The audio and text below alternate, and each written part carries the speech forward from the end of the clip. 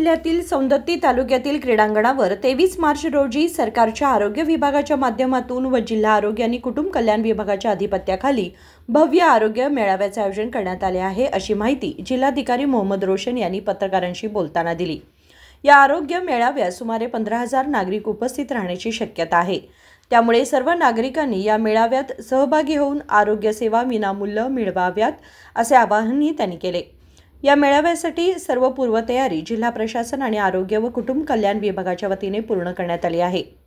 ಈ ತಿಂಗಳ 23ನೇ ತಾರೀಕು ನಮ್ಮ ಸೌದತ್ತಿ ನಗರದಲ್ಲಿ ಸೌದತ್ತಿ ಕ್ರೀಡಾಂಗಣದಲ್ಲಿ ನಾವು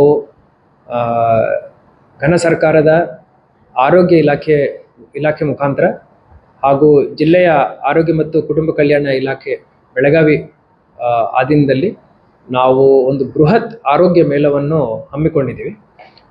ಇದರಲ್ಲಿ ಸರಿಸುಮಾರು 15,000 ಜನ ಬರೋ ಸಾಧ್ಯತೆಗಳು ಇದ್ದಾವೆ। ಇದರಲ್ಲಿ ಎಲ್ಲರೂ ಬರಬೇಕು। ಈ ಆರೋಗ್ಯ ಮೇಳದಲ್ಲಿ ಸಿಗ್ತಾ ಇರುವಂಥ ಸವಲತ್ತುಗಳನ್ನು ಅವರು ಉಪಯೋಗ ಮಾಡ್ಕೋಬೇಕು।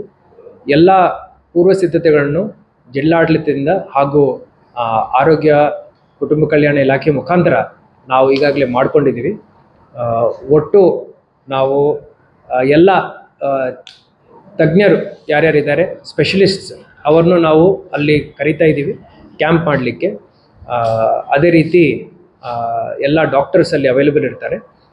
ಸ್ಪೆಷಲ್ ಫೋಕಸ್ ನಾವು ಗ್ರಾಮೀಣ ಭಾಗದಲ್ಲಿರುವಂಥ ಹೆಲ್ತ್ ಇಶ್ಯೂಸ್ ಮೇಲೆ ನಾವು ಇಟ್ಕೊಂಡಿದ್ದೀವಿ।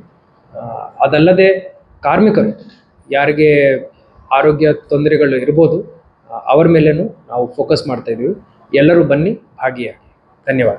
तज्ञ डॉक्टर व वैद्यकीय अधिकारी मोठ्या संख्येने उपस्थित राहणार आहेत। विशेषतः ग्रामीण भागातील आरोग्य समस्यांवर अधिक लक्ष केंद्रित करण्यात येईल, असेही जिल्हाधिकारी रोशन यांनी सांगितले।